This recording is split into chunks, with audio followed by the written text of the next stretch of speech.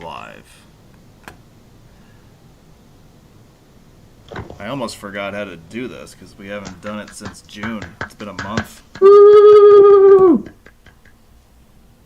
And except we're not locked down this time, so you are free to move about the country, as a certain airline would say.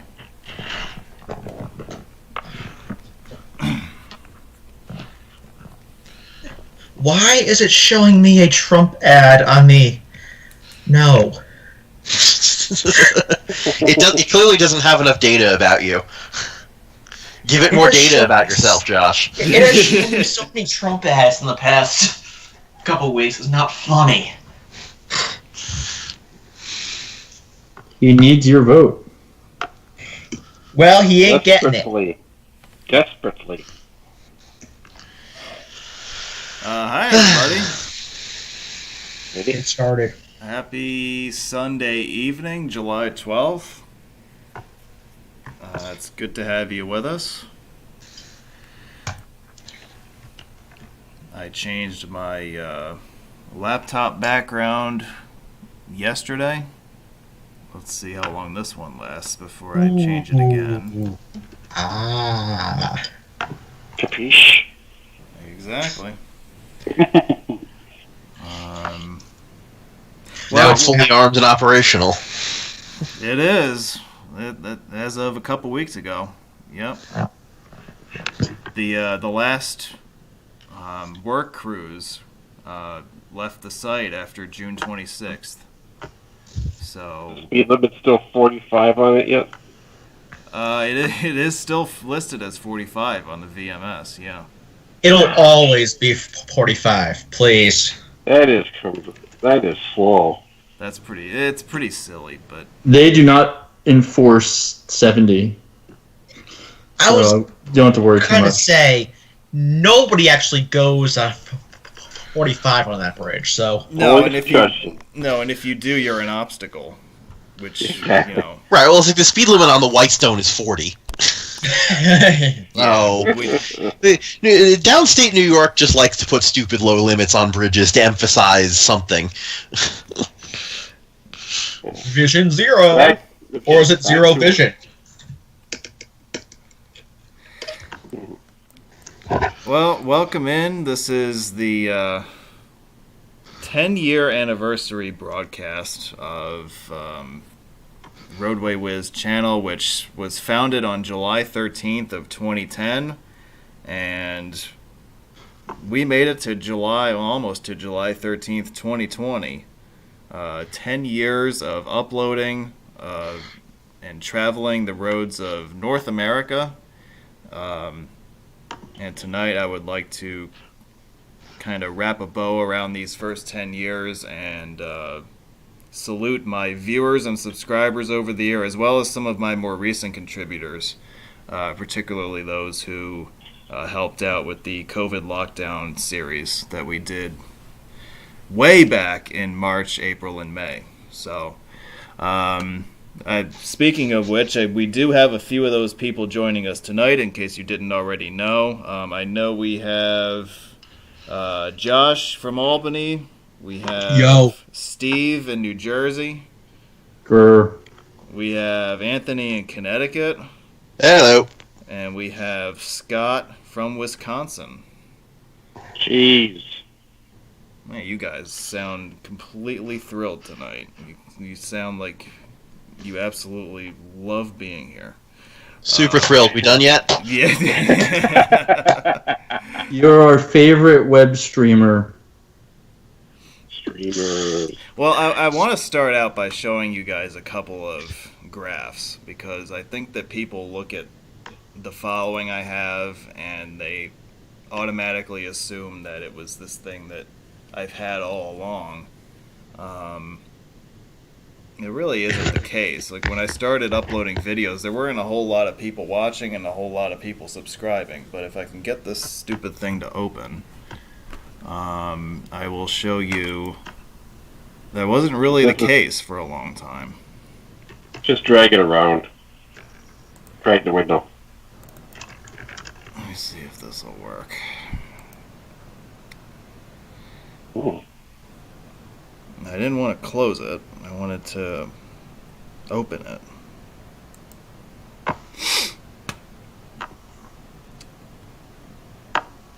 Well, if you had bet 5 minutes as the first technical glitch of the program, you are correct. I missed season 1. Well, that one didn't start out too well either, but at least we figured that out in short order. I don't know. I was repeating everything you said. Alright, there's that.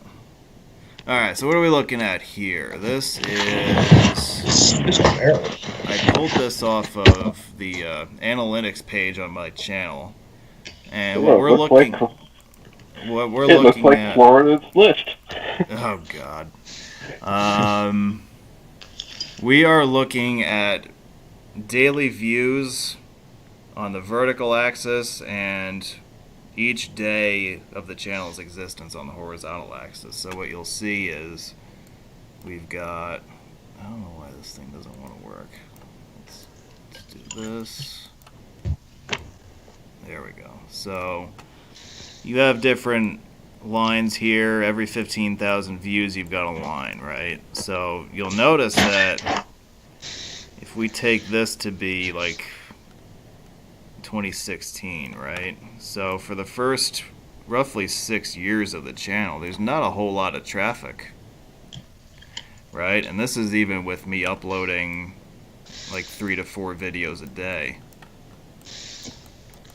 Which, by the way, that average held true for the first decade of the channel. It actually worked out to be almost exactly 3 videos a day. There were 10,915 videos published, which if you do the math over a 10-year period, that comes out to be like 2.992 videos per day. So to do, I mean, nobody uploads 3 videos in 1 day period, but to do that over a decade is, I don't know, I think that's kind of cool. Sign of madness. It might be that too, you're right. There's a fine line between madness and dedication. Oh, and I toe that line very, very closely at times. But anyway, I guess the point that I want to illustrate here is that, you know, it was more dedication over these first 6 years than anything else that kept me uploading videos, because as I said, you know, nobody was really watching them for that period of time. It wasn't really until the last 2 to 3 years that viewership really took off. And the year 2020 is already well on the way to being the most viewed year yet. You know, we were gradually ascending the ladder here as far as viewers, subscribers, and clicks, you know, all the metrics that you use to analyze, you know, the traffic that a channel is getting. We are well on our way to having our best year yet, and I like to think that things will only continue to get better from here. This is interesting. It looks like you have a peak in 2018 and then a lull in 2019. Yeah, I don't know the reason for that. But when the peak returned, you know, again, it started going up again like about a year ago from now. So I don't know if that's a cyclical thing or if there was some strange anomaly that developed in that period that caused viewership to tail off. But I feel like I've been more active on this channel in the last year, so it's probably me. So it might be you who's contributing to those extra 10,000 views a day, right? That's what I do best. So the question that I have for you, Dan, is when did you start leaving the Northeast? Like with regular video material? Yeah. Well, let's say anywhere between outside of Pennsylvania, New Jersey, those areas. Maybe reach on to Maryland. Yeah, Baltimore was 2010. Mm-hmm. I would say like DC on south was like 2013 and beyond. I did my first road trip out to Ohio in 2011. Yeah. But like the really big, long distance trips, the ones to Florida and Louisiana, Texas, California, Arizona, those didn't start until 2015. Mm-hmm. So everything up until early 2015 had been done out of my own car, and I, naturally drove to all those destinations. I didn't have to fly anywhere. But once you got into 2015, that's when things really started to go national. And 2015 is also the year it went international for the first time, because that's when I first started spending time in Quebec. And then in 16, I spent time in Ontario. So, and those are the only times I've been to Canada for the channel, so it's been that long since I was last there. And obviously I'm not going back anytime soon. Not this year. Not this year. No.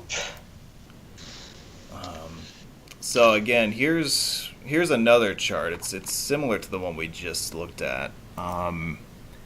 This is now focused on rate of daily subscribers, and you have to kind of bear with the chart a little bit because there's this really weird thing that it does where it includes these single day anomalies.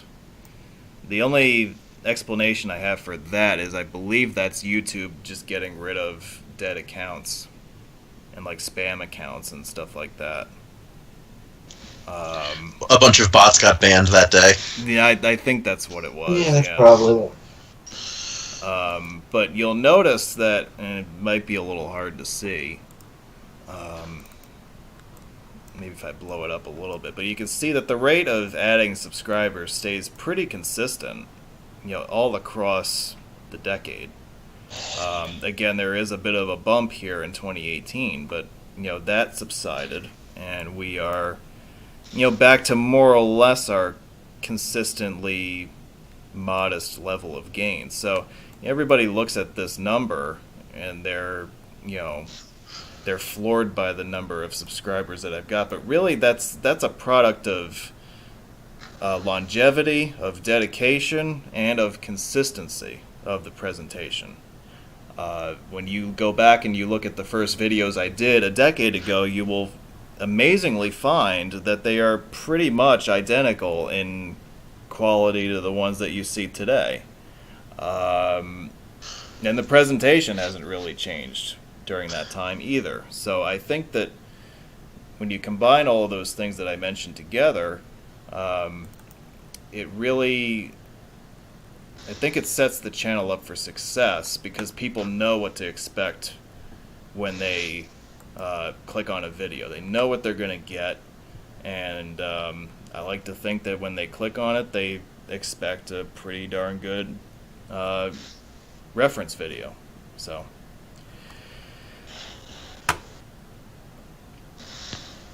So it is not, like the views and the subscribers are all great, but you don't become popular overnight. You don't become, a YouTube go-to guy, in short order. I get a lot of questions from people asking me, like, what the easiest and the best way is to gain a lot of subscribers. And, honestly, the way you do it is through hard work and being dedicated to what you do and caring about what you do. And it doesn't hurt to have a bunch of lunatics guest star on your videos every once in a while, but you have to really work at it. You have to. Well, and you have to fill a niche. That's the thing. Yeah, that's true. Yeah, like nobody else was doing my kind of presentation a decade ago, and other people have kind of started to test the waters a little bit, which I think is cool. You want to see innovation, you want to see variation in everyone's channel. You don't want to see everybody doing the exact same thing that everyone else has been doing. But yeah, I was really the first one to try the real-time experience with this stuff. And look, I mean, it took a while to build an audience, and I'm still building that audience today. But I've had fun every day that I've been doing it. It's been a blast, and I hope that I can keep doing it for however long I'll be allowed to do it. So those are the two charts I wanted to show you guys, just to kind of give you an idea of what the growth rate of the channel has been over the years. Because, again, looking at the numbers, you might think that, wow, it was this great thing that happened overnight. Well, it didn't happen that way at all. And it takes a lot of patience and hard work to build something like this. So, those are my words of wisdom to all you aspiring YouTubers out there. Alright? That I'm sure you'll ignore, and then next week you'll be back to asking me what's the best way to build a channel.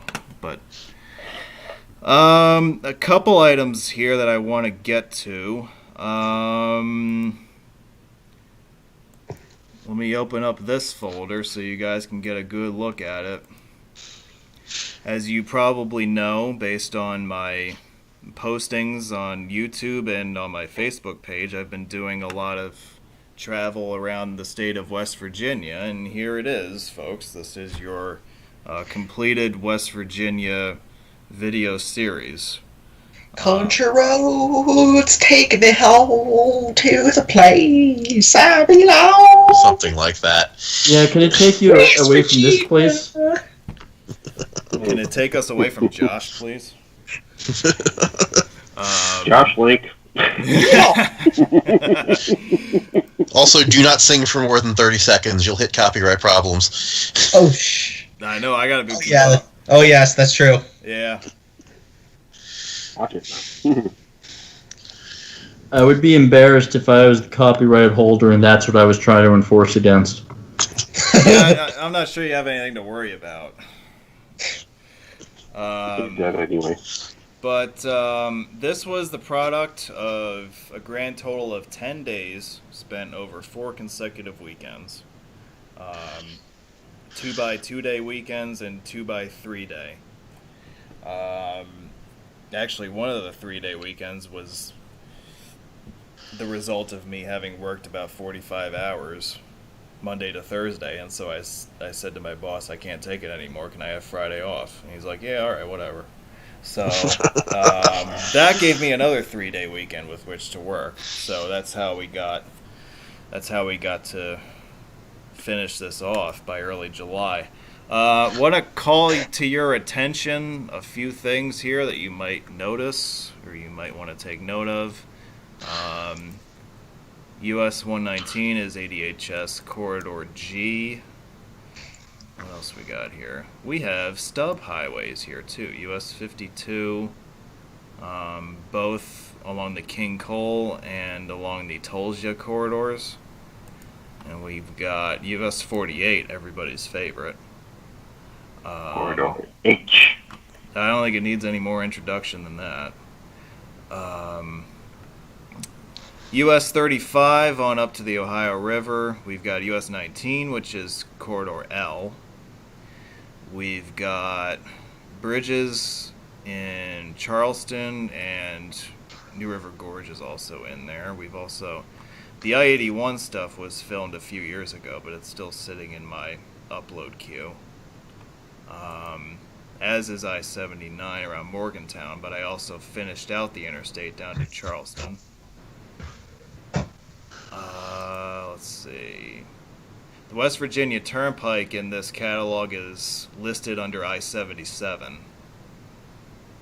So that's where you'll find those videos. 64 is therefore split into an eastern and a western leg, which you can see here. More bridges in Charleston. Harper's Ferry was an interesting experience. And that's about it. I think I covered the state reasonably well. And as far as when I will upload these videos, I know that question is coming. Probably like in the year 2027 at this rate. But it wasn't just West Virginia that I covered on this trip. There was other stuff. Where the hell did I put all that stuff here? I guess some of it's right here. Virginia got some updated coverage, particularly along Interstates 81, 77, 64, and I also did I-66 eastbound from Front Royal to Haymarket and almost hit a deer in the process. So that'll be a fun video. Always watch out for stray cervids. Yeah, that drive almost ended very badly, but I lived to tell about it. So Virginia got some updated coverage, and then there was also No Hampton Roads? Hampton Roads, which really, I stopped in Hampton Roads because of the desire to collect enough material to do a couple of season 2 episodes. I will come your house. Yeah. Well, I'm going to have to lock the door before I do this one, aren't I? You're gonna have to. Yeah, so a lot of this was updated stuff. There really wasn't any new mileage added. This was stuff that I just covered again to get a more current appraisal of what's going on down there. But 64 across the state is now covered. The new toll configurations and signage for the tunnels in Norfolk has been documented. The Bay Bridge Tunnel, the construction work around Thimble Shoal Tunnel was documented. And what else? That's about it. Oh, I also, when I was following 64 west towards West Virginia, I did a couple of Richmond Inner Loop video tours. So I'll throw those into the mix as well.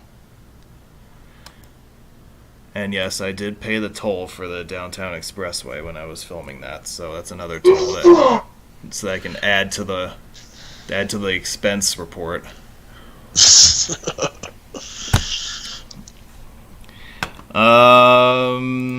What else? Updated some coverage of I-895 in Baltimore. I drove the length of US 113 for video purposes, so that's been added. Also, we have US 301 in Delaware has finally been documented in full form. Actually, those videos will be published tomorrow. Ooh. July 13th, yeah. Ah. So a video that was filmed, not even 10 days ago, is going to jump the entire 3-year upload queue all the way to the front of the line and go up on July 13th. He's very proud of the fact that he paid for that road. Yeah, well, my toll dollars at work. Get your $4 worth. Yeah. Yep. Or get a price for bucks. Scott, I'm disappointed you're not going to do that yourself. It depends on. You're not missing much.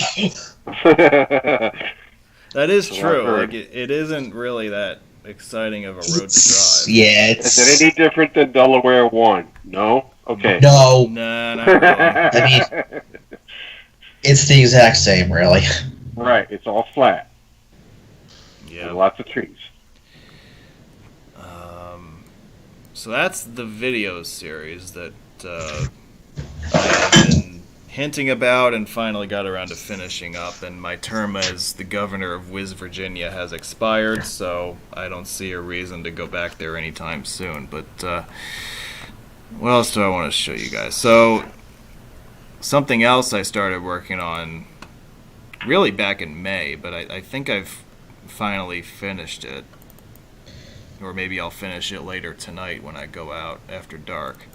Photo albums of the bridges of the Hudson Valley. So, and because the construction of the new New York Bridge has reached 100% completion as of June 26th, You get a complete photo album, both of the exterior. So, like, here's the view out by Piermont before the rain came yesterday. And then we've got the infamous shared use path, which opened up on June 16th. Sup? So, this is quite a walk. What's up? If you have the patience to try to conquer the whole thing in one day without a bicycle. Seriously, right? They have to paint Eh, it blue. it's not that long, is it? I mean, Well, I mean, it's 3 miles each way. Without a bike, it's a bit of a hike. I mean, The Really? blue pavement suggests that pedestrians are not allowed to use this path. I can jog it easily. It's not that bad. What? Why is that not? If the path is fully separated from the rest of the roadway, you don't need the blue. The blue would indicate bike lanes. So if it's together with the roadway, that's one thing. But separated, if you're going to separate bikes and pedestrians, then you could have part blue and part not. But when the whole thing is blue, that looks like an error. And I see the bike symbols on the left, so I think the pedestrian part on the right is not supposed to be blue. Yeah. If you're looking at it from this angle, the bikeway is on the left, and pedestrians are supposed to stay to the right of the white line. Which, I have a lot of initial impressions of this thing. First of all, it's way too long. There's no way in hell that you could walk the whole damn thing and, like, not want to, like, kill somebody by the end of it. Sure there is. Depends on how into walking you are. 6 miles is I would happily walk is it. not a lot for some people, but it is a lot for a lot of people. Yeah. I'm more intrigued by the fact that they insist on closing this thing down at night, so that if you biked from your home in Nyack to go visit someone in Tarrytown, you better make sure you leave early enough before it closes on you. Or head up to Air Mountain and cross up there. Yeah. Yeah. San Francisco did the same thing with their wreck crossing too. They had closed it down during the night. What is that? I don't understand the point behind that either, but Was that on the Bay Bridge? yeah. Yeah. Well, The that one Eastern kind of. Well, that one just kind of. It doesn't go all the way across the bay, though. It just ends at Treasure Island, doesn't it? That's correct, because Yeah. there's no way to be able to put one on the old one, on Right. the western span. Yeah. I don't know. I wouldn't think it would be a good idea to go to Treasure Island after dark myself, but maybe that's just me. But I don't really like. I'm actually surprised that the hours are as long as they are. To be quite honest, I was expecting it to be shut like that. Like have the hours be sunrise to sunset, which is what they do up on the walkway over the Hudson in Poughkeepsie. I was expecting something along those lines, but no, they right now are insisting on fixed hours. So we'll see how that goes. I don't really see the point of keeping it open after dark myself. Well, if someone is trying to use it functionally and wants to get home.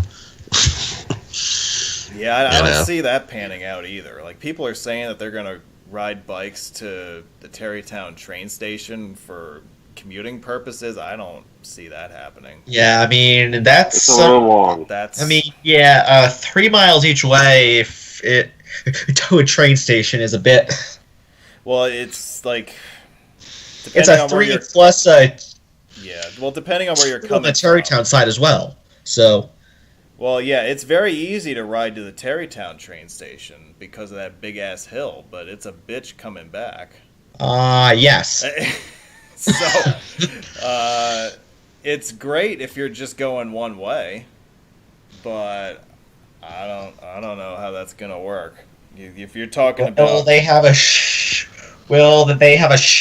if you want to ride one way? So Hudson Link has a couple different services going right now. They have a dedicated shuttle service just for the path, and they have one like their general service that requires a fee to use.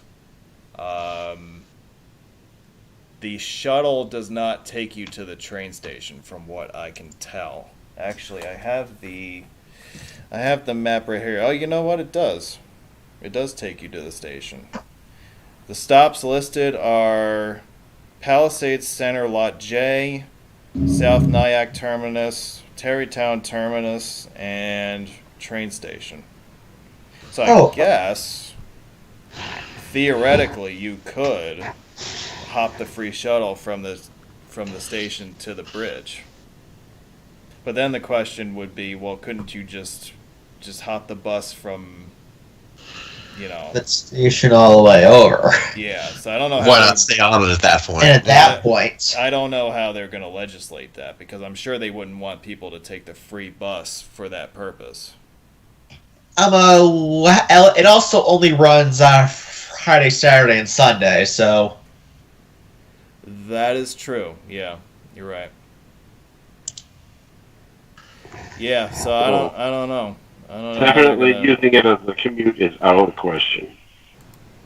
Well, yeah, I mean that's one of the big things that people were talking about when they said that this bridge was going to have a path. They were arguing that it was going to be another commuter gateway to Westchester and Rockland.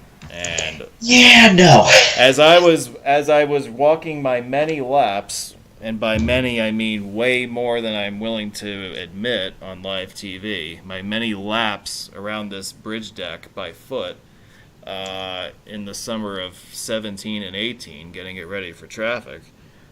More than one time I remember exclaiming to the people standing next to me, there is no way in hell that this is going to be a means of commuter transport for a significant amount of the population. Yeah, but it looks like 4.5 miles each way from Broadway to Terrytown train station. Oh, yeah. So, yeah, I don't see that.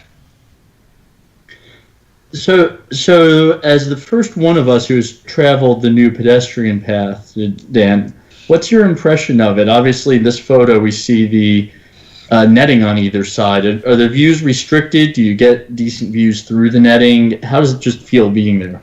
It's a very open air facility. Obviously, you can see the netting on either side, but it doesn't feel like you are constrained inside of a trench or anything like that. Honestly, I don't even think this path is wide enough. Like it's okay, but when you try to mix pedestrian foot traffic with cycling traffic, you need a lot of breathing room, and this is one of those places where I'm not sure that they built in enough. Now, of course, we'll see. We have to give it time to kind of break itself in. And we also have to see how traffic counts, change over time. Obviously this is a new facility, so I'm sure there's a novelty factor involved here.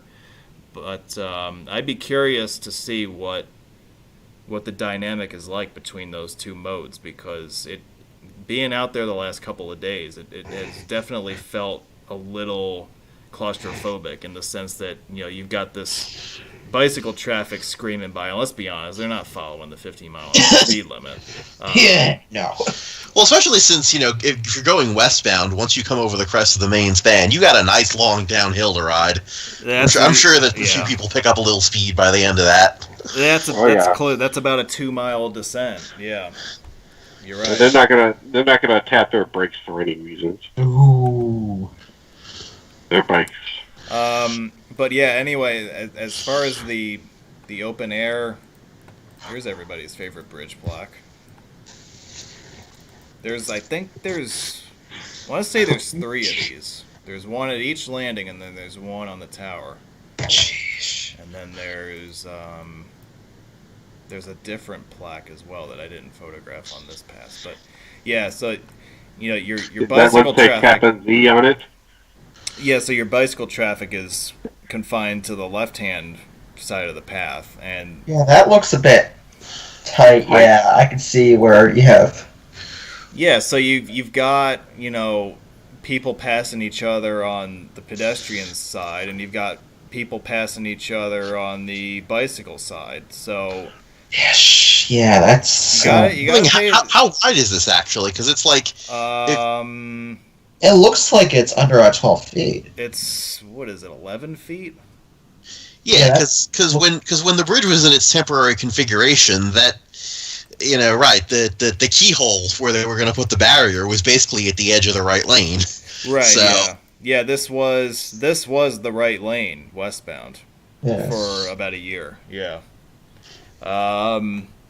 Yeah, I think this is about 11 feet. I gotta double check, but I believe that's the width.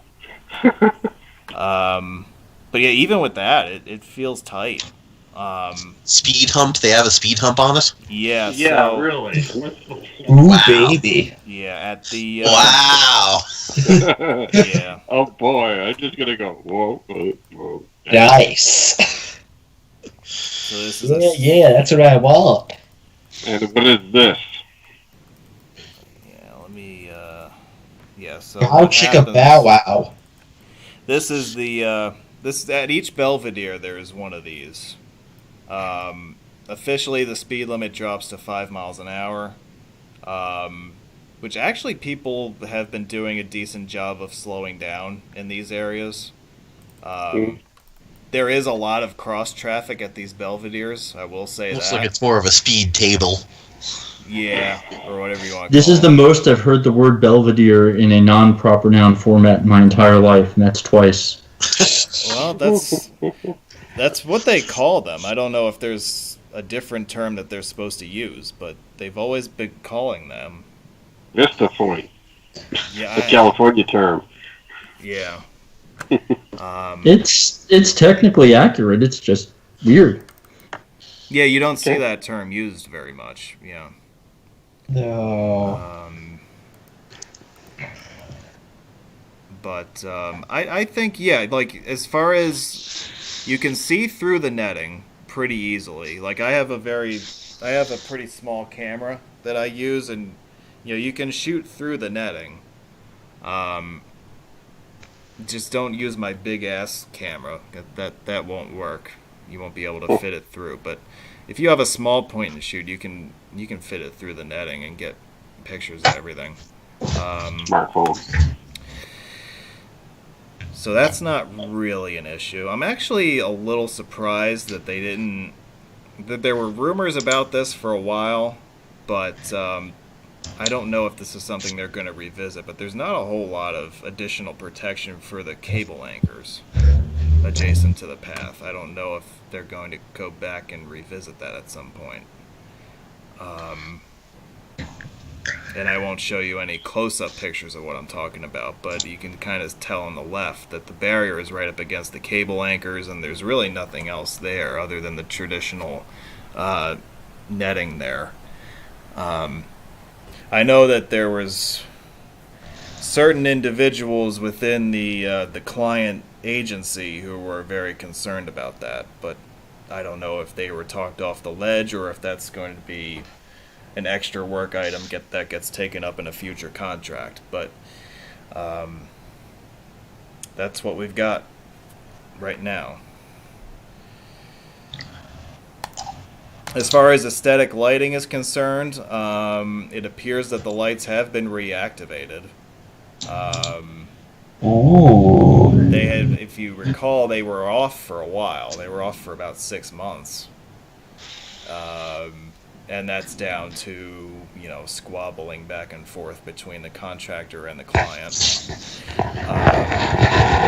So but I think that was,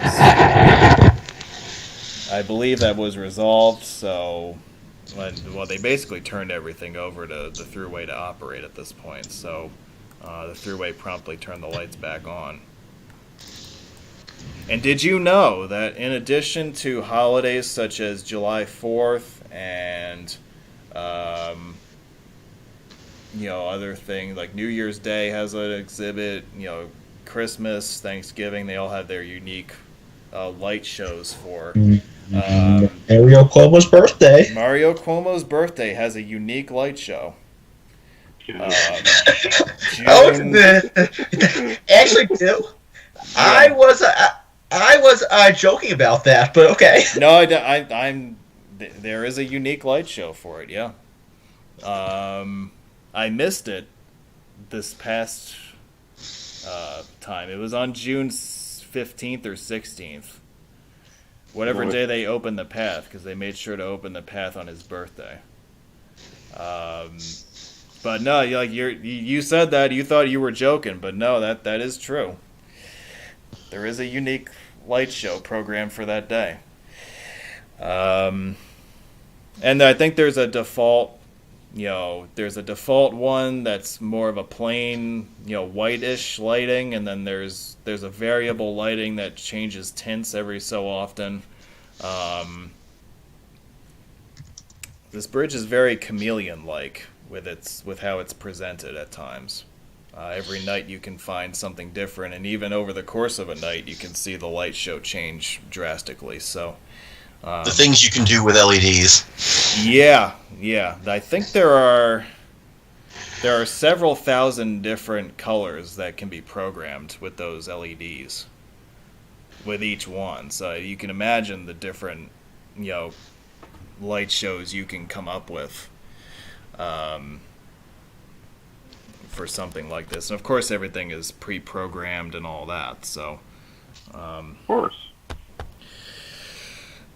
Did you guys have anything else on the path, or did I basically cover everything? We got the bikey wikey lane taken care of. Yes, the bikey wikey lane. Oh, I wanted to show you the bikey wikey lane signage. Let me pull that up real quick. I mean, the other thing that remains to be seen is it looks like it was, decently used when you were there, but it was new and a bunch of people were going to check it out. I'm curious what that's going to look like on, at 2 p.m. on a Tuesday in January. Probably not going to be too many people out there, I'm guessing. Yeah.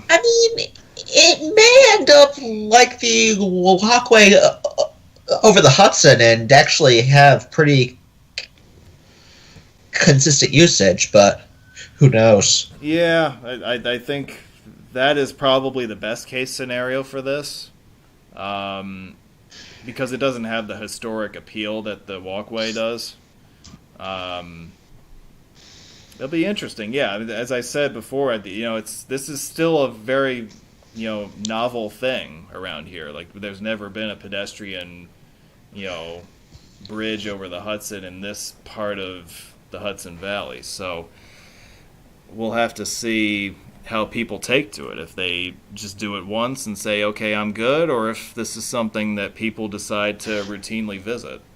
I can tell you that the parking lots were full both days at both landings. So, I don't know if that's good weather that they're taking advantage of, or it's a new path, so I got to go check it out, or if it's both.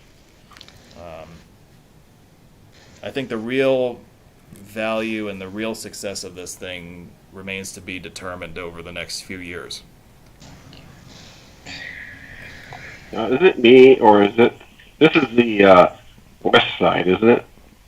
Yes. This is exit 10. That's exit 10, yeah. Yeah. So that tells me that the bike and pedestrian lanes switch sides. No, they don't. The pedestrian lane is always on the north side. Yeah. Okay. Yeah. So the path curls to the north to reach the Rockland Visitor Center, and that's where this terminus is, right in the middle of exit 10. It's only going to be a matter of time before one of you morons steals this sign. Dismount. Yeah, how many cyclists are actually dismounting? I feel like if you're using this non-recreationally, you probably keep riding and go to wherever you're going. Yeah, so on that yes. subject, so on the landings, you are supposed to dismount and walk your bike through the landing areas on both sides. LOL, no. Well, Stop me.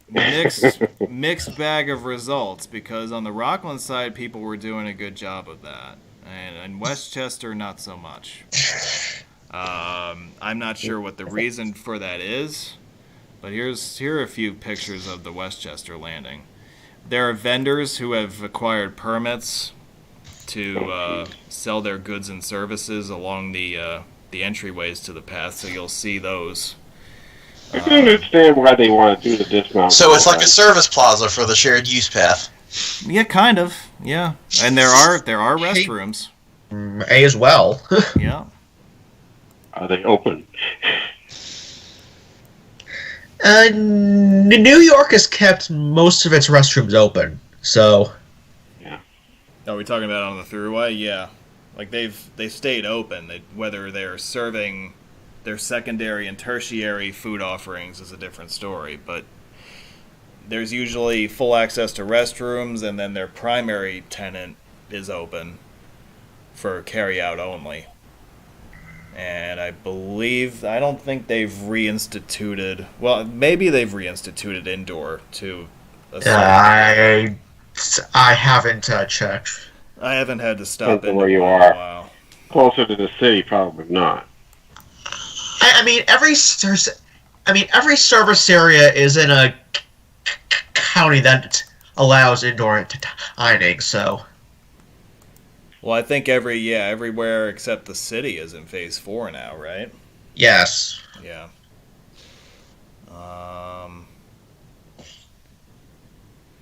Here's your cheesy. All right, so I'm intrigued by this. So service dogs only, so you can't walk your dog over the bridge. They do unless not it's a allow, service dog. They do not allow pets. Nope. Honestly, that's 6 to probably 10, for the.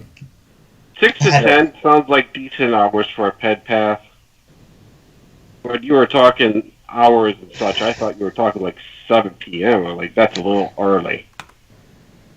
Well, most pedestrian pass over bridges, at least the ones that I'm familiar with, are open sun up to sundown.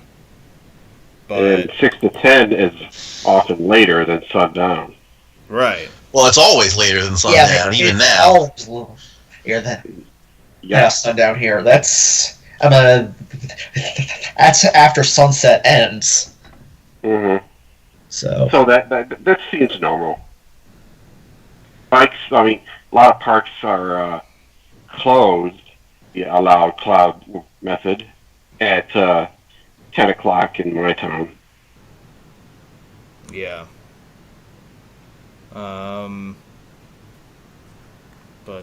Yeah, that's...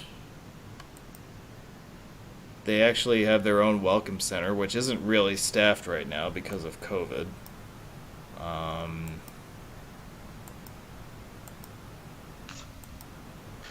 Did there seem to be any gates that they would close? Yes. So if you show up at 11 o'clock at night, you will physically encounter a fence. You it's not will- like, you can just walk past the sign and ignore it. There will be a barrier waiting for you. Ooh, okay. Yep. So that's a hard closure then. Yep. What else we got? This applies to. Whoops. Let me go back. This applies to the service road that ducks underneath the highway that connects the maintenance facility and the police barracks, but it looks like it might kind of apply to the path, so I took a picture of it. Imagine that. Hazardous shucks. materials could be crossing this every day.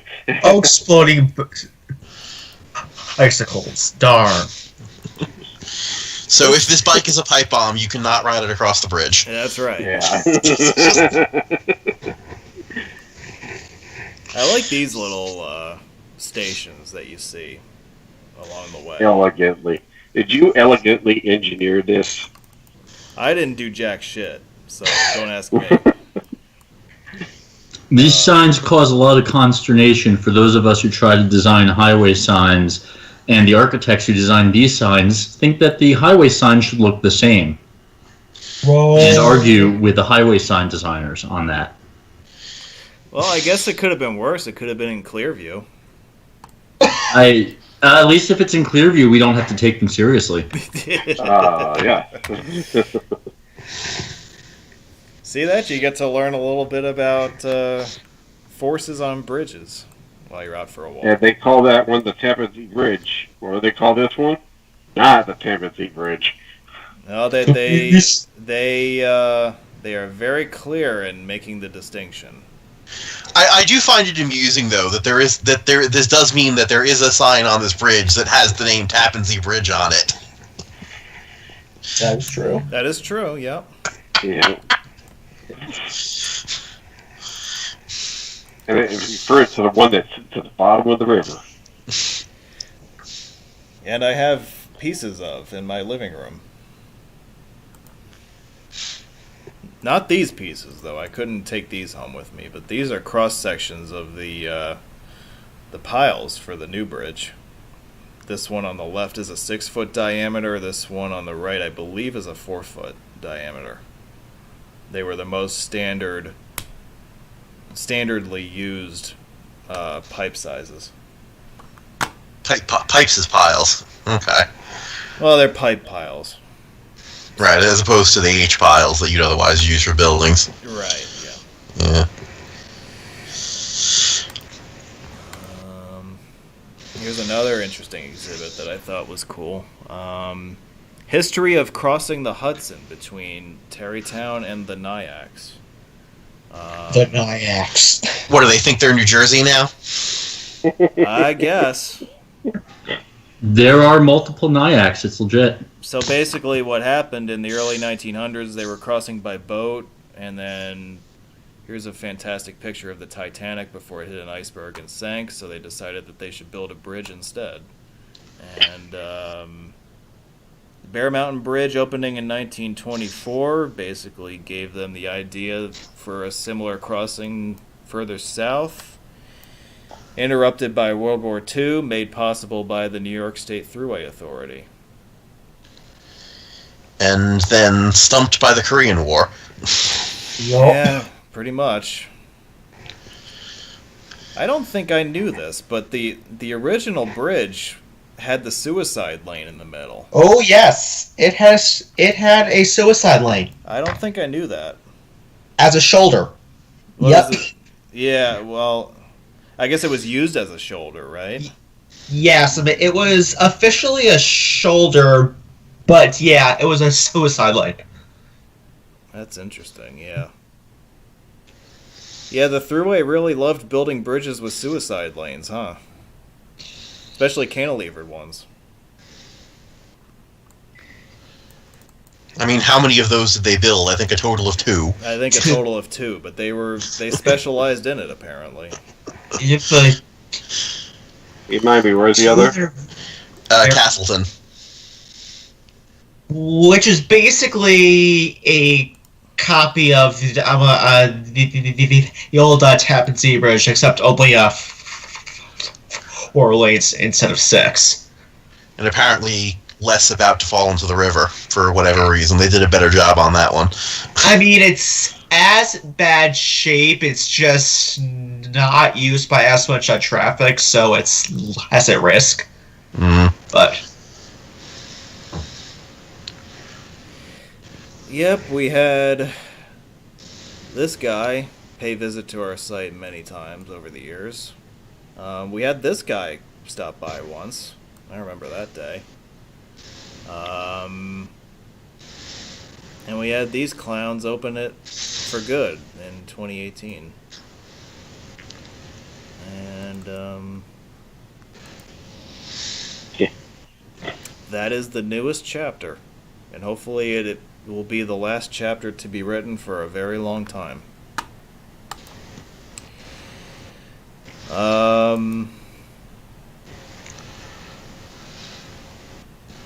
Well, that's about all I got.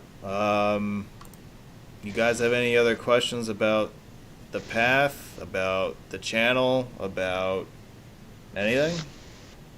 What else do you guys want to talk about? This is the 10th anniversary special, but it's devolved into something far more basic. So, I'm not really sure. Not really sure where to take it from here. But if you guys have anything that you want to bring up, and any of you watching in the live chat, if you have any questions for me, let me hear them. Let me see if I can answer them for you. Didn't we have another greeting from a bridge to use?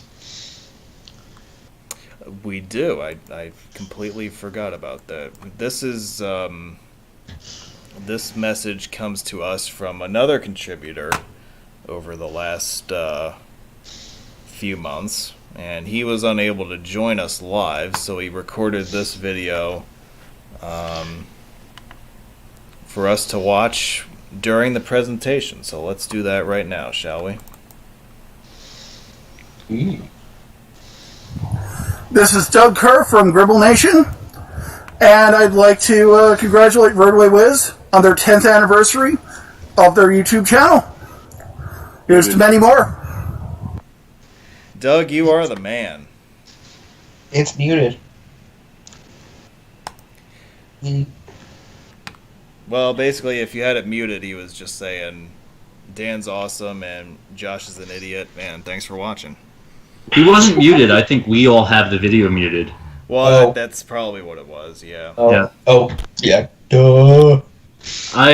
So one interesting thing, which we discussed a little before the call, and I thought I'd bring up on this video, is we're going to be under the spell of COVID for several more months, possibly a year or more, discussing potentially how we might return to some sort of more live format as opposed to all of us calling in on these videos. I think so far you attempted to feature one live person on your video, i.e. me, which we're not sure even made it through. But what are you thinking about that?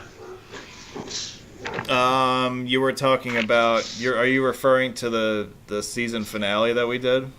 I am. Okay. Yeah, the one that skips up.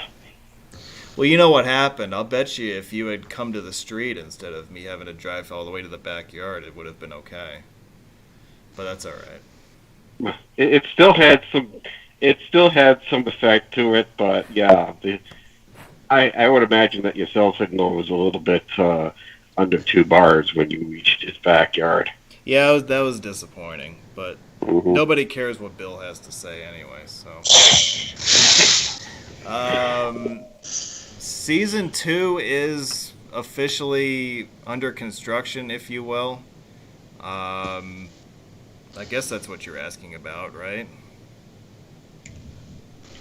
No, more so how, because before all of this started, there were a lot more of us together for a lot of these videos in the same place. I'm wondering if you have thoughts on potentially incorporating that with people sitting around with masks in a place where we could be in person again. I guess it depends on you guys and what you're comfortable with.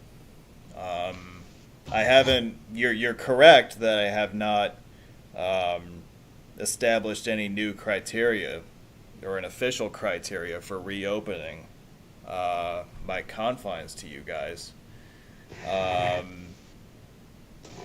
I really honestly haven't given it a whole lot of thought. I guess the one thing that I would say is that I'd be more likely to reopen sooner to younger, healthier people than I would to the more vulnerable elder people of our congregation, and I think you guys know who I'm referring to. So I think you can kind of imagine a scenario where, and as I'm saying this, I can imagine this, that, maybe, like if we did something a month from now, I would say, okay, pick 2 people to come, wear masks and sit in different parts of the room, and the rest of you join online, and then if things progress from there, then we can add more people, or if we kind of feel like that's not working, then we can roll back a little bit. And we can kind of tweak it as we go. We can see how it works the first time around, but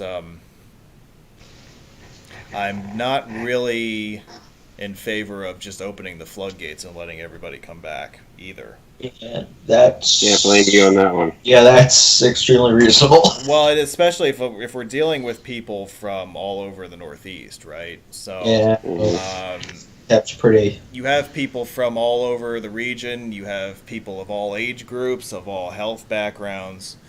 It doesn't make a lot of sense to just reopen everything overnight. So that's my initial thought on it. And again, I haven't really thought about it that much, but I think that's where we're heading. And I'm looking at my live chat right now, and something else to think about is what's the ventilation system situation like? Like in my unit? Yeah.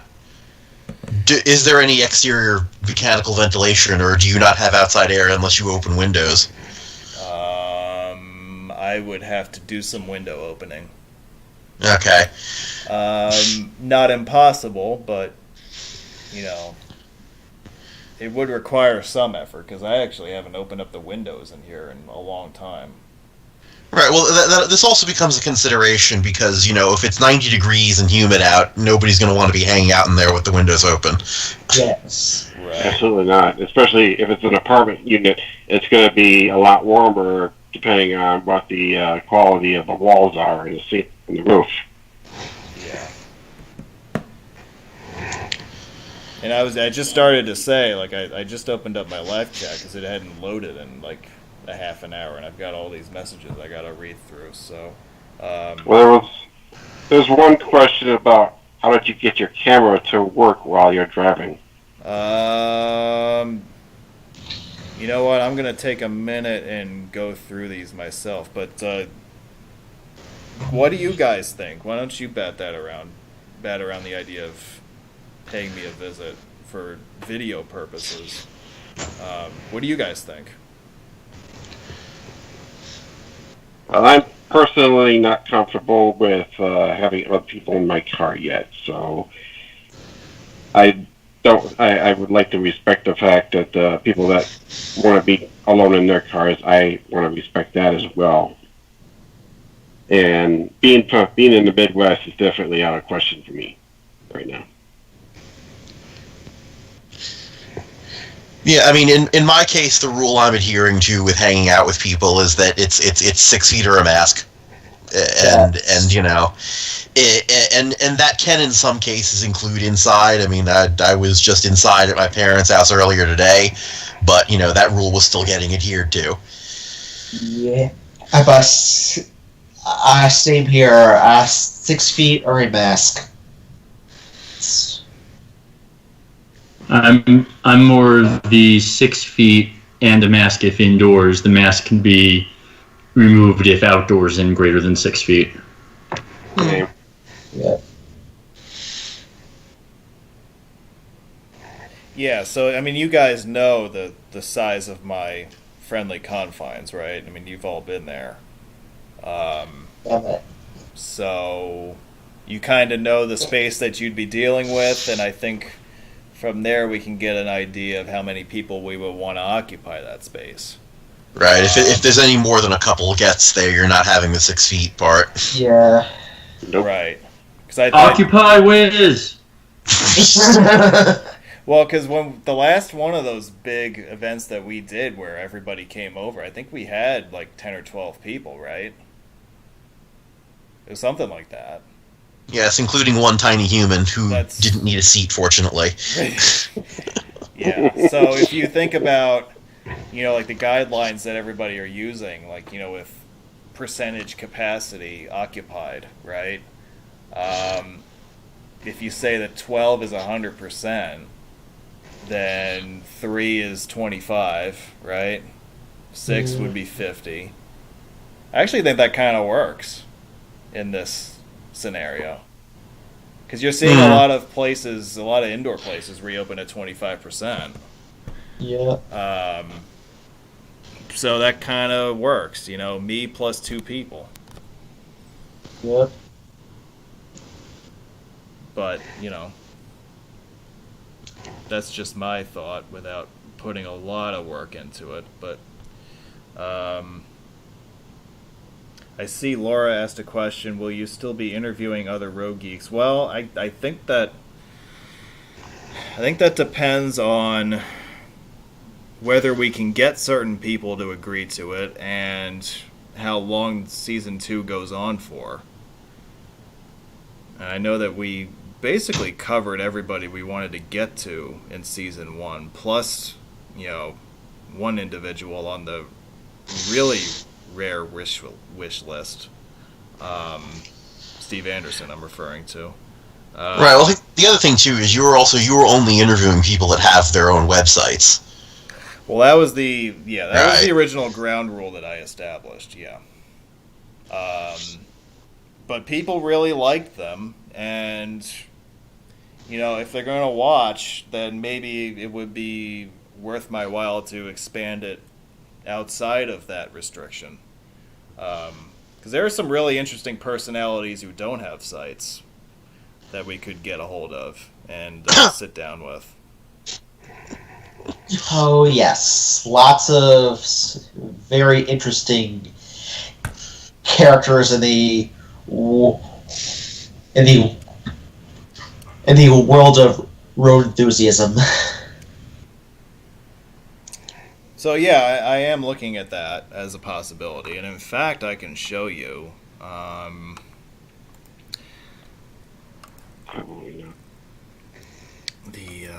Well, do I want to do that? No, I'll wait for a little bit to do that. But the PowerPoint, can I go in this way?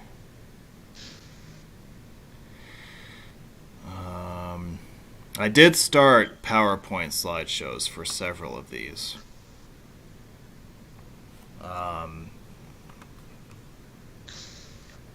So let's see here.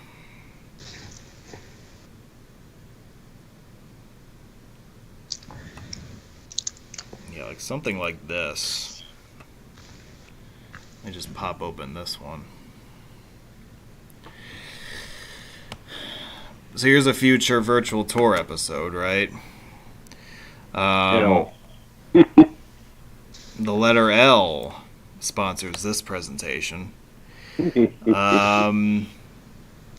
These are pretty straightforward to put together, so these wouldn't take long at all. I've already got this set up. An appropriate background. It is, yeah.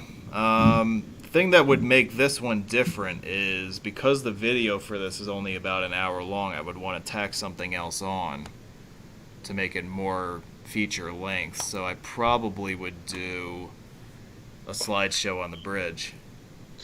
Well, did you also film under the bridge or just over it? Well, I did Fayette Station Road. Yeah, and probably. I did the bridge walk, so there's that. So, And just out of curiosity, how did you get to that bridge walk? Because there had to have been some arrangement or something like that, right? oh, that's a tour that you arrange ahead of time, and you pay. I forget what I paid for it, but you go out there with a group, and you have a guide, and you walk the whole underside of the deck. Wow. Yep. So that it's interesting. The thing about it was that I wasn't really that impressed with it, to be all that honest, because I had just been out to Vegas in February, and I had walked the pathway on the bridge across from Hoover Dam. So, and that bridge is higher than this one. So, I was kind of like, oh, all right, whatever. It's an arch bridge over a gorge, whatever. I've seen this already. So, But it was an interesting experience because it's one of the only bridges in America where they let you do something like that. So Going underneath the bridge. Yeah, it's a lot easier to get under the new River Gorge. yeah, Right. I mean, there are plenty of other bridges that have catwalks like that, but they're usually not open for public use in any way, shape, or form. right, yeah, For maintenance purposes only. yeah. So that's probably worth a few slides of review and discussion also. So. And look who would be making an appearance in season 2. He will come our house. Yep, he's back. So you'll have him screaming at you to join us next Saturday for whatever. I'm sure. It's an angry ghost. Angry. So that's the story with that. I think I mentioned on the Facebook post that I put up that there are 14 of these slideshows that are in the works. And I think it's an 8-to-6 split, webinar versus tour.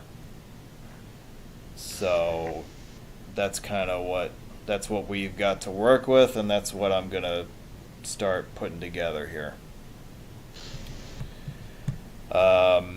If we can have people in person for some of these, that would be awesome. But I also think that we kind of happened on something that really works well with people calling in. And I don't envision that ever fully disappearing as an element here.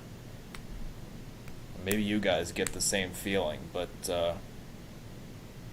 I think that we kind of made it work so well to the point where I think that it's going to continue to be an option, even once all the restrictions are gone. Yeah, I mean, I wouldn't be on this if I had to drive up there this afternoon. So, Yeah. Yeah. Who else had a question? I don't remember here. I do not know anybody from Big Rig Travels, although they do a presentation style similar to me, except a lot of what they do is live, which, as you know from having me do it for 3 months straight, it's not as easy as it looks. I can tell you that. Steve. I feel like that's not really within the same community. Almost they're kind of off doing their own thing. Yeah, I mean Naturally, there's enough similarity that we know about them, but yeah, they're a bunch of they have an interesting following. I know, because I've dropped into a video or two of theirs recently. I dropped into one of theirs, and it was that time when we realized that Craig County's sign had been fixed. how unfortunate. We also have an AARoads forum member from Spain who likes to set his time to whatever time zone Big Rig Steve is in. Oh, really? Yes. That's what I was referring to. So. Wow. Hey, some people are dedicated fans. Gotta give it to them. It's, what time is it? It's, 5:30 p.m. Steve time. It's 5:30 in the Forbidden Time Zone. Yeah. That's true.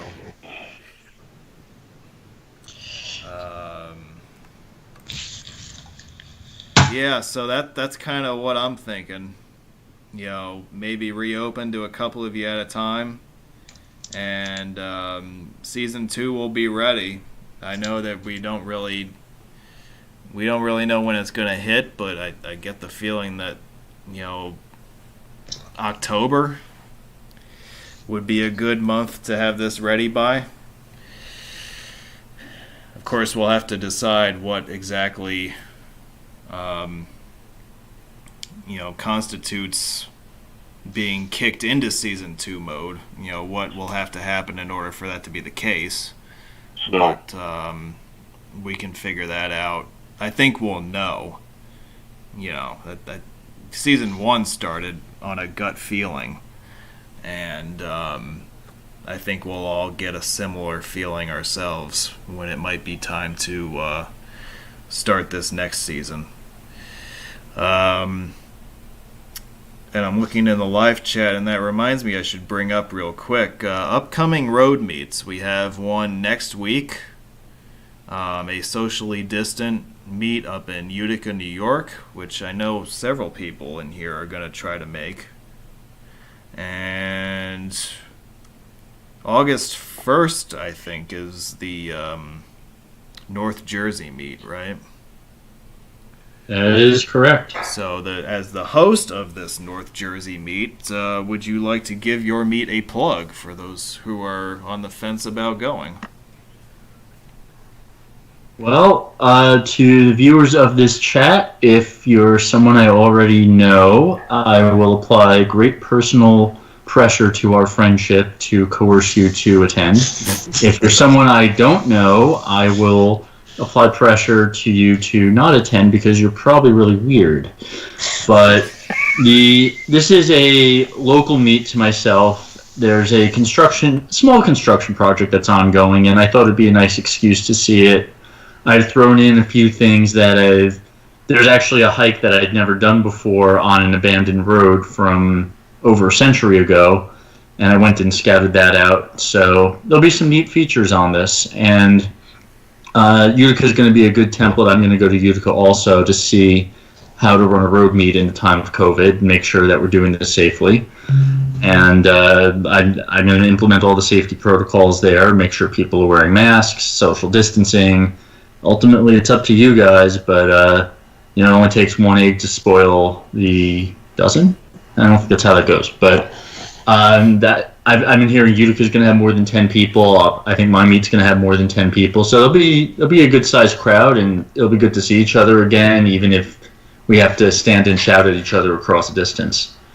When he says great personal pressure, he's not kidding. There's at least one road meet I've gone to because he told me I was going. Oh, really? Well, you better be going to this one because I haven't seen you in a while. Yeah, I at this point I don't have any reason why I wouldn't be. So I would expect I should be there unless something collapses between now and then. Woo! Yeah, it's going to be interesting to see how these meets go. With the social distancing aspect of it. yeah. Because I would assume that nobody's going to be in the mood to carpool. Or very few of the attendants will. That'll depend. Depend on comfort levels. I think for me it depends on who. Exactly. Yeah. Yeah, but I'm not comfortable carpooling, but there are certainly people in the community who are. Yes, and it's most of the people that are comfortable who I probably would say no to. Yeah, yes. Mm-hmm. Since they're comfortable for the wrong reasons.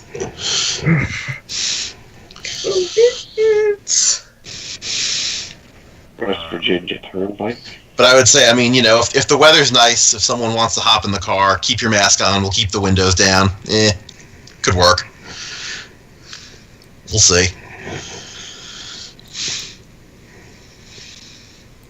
Yeah, I think we're going to be really kind of making it up as we go to some extent because we've never really done this kind of a meet before. So I think we're all going to be learning as we go. And I think that if we put our heads together, we'll be able to figure it out. So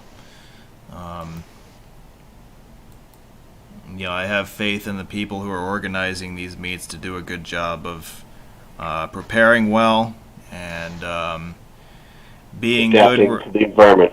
being good referees for social distancing and all that stuff. So I'm glad I don't have to host a meet right now. That's for sure. Let some other poor bastard do it. Well, you know, some of us had this planned toast meets before the COVID hit. So Yeah, a lot of meets were disrupted or canceled outright. Yep. So, And others, they said we're just doing it. well, Or have been postponed and are still in we'll see mode. I know, there's the San Antonio road meet originally planned for early May, now scheduled for early October. We'll see. Yeah.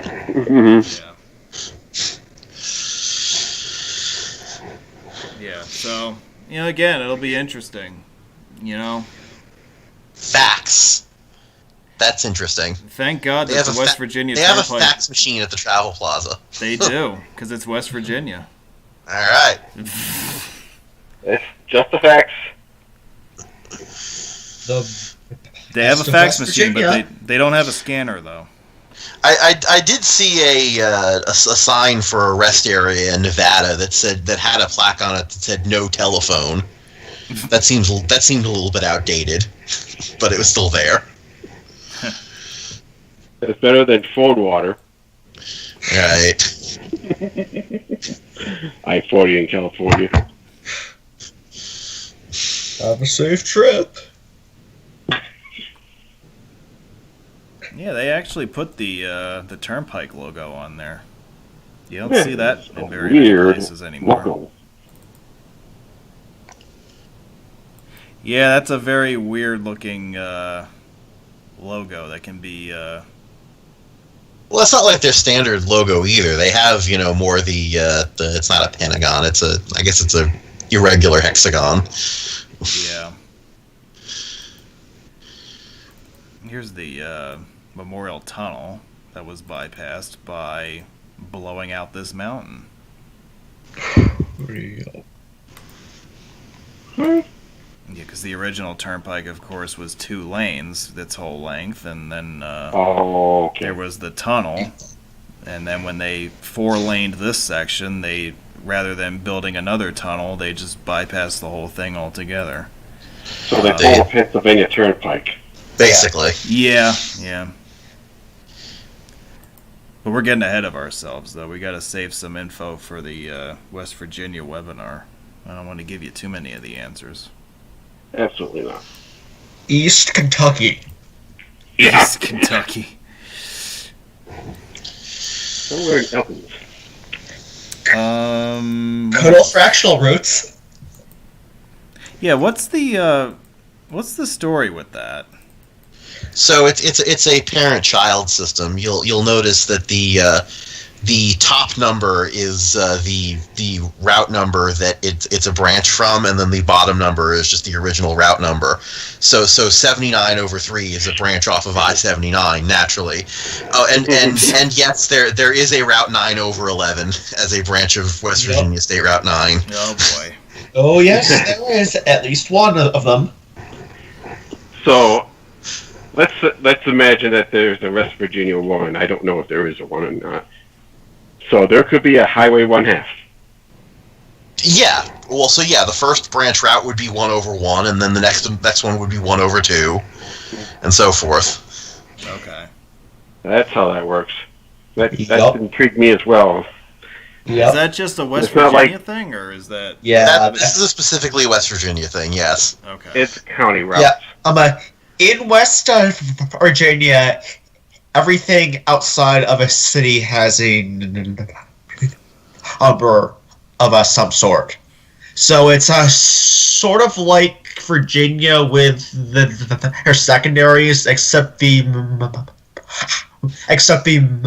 minor secondaries in West Virginia are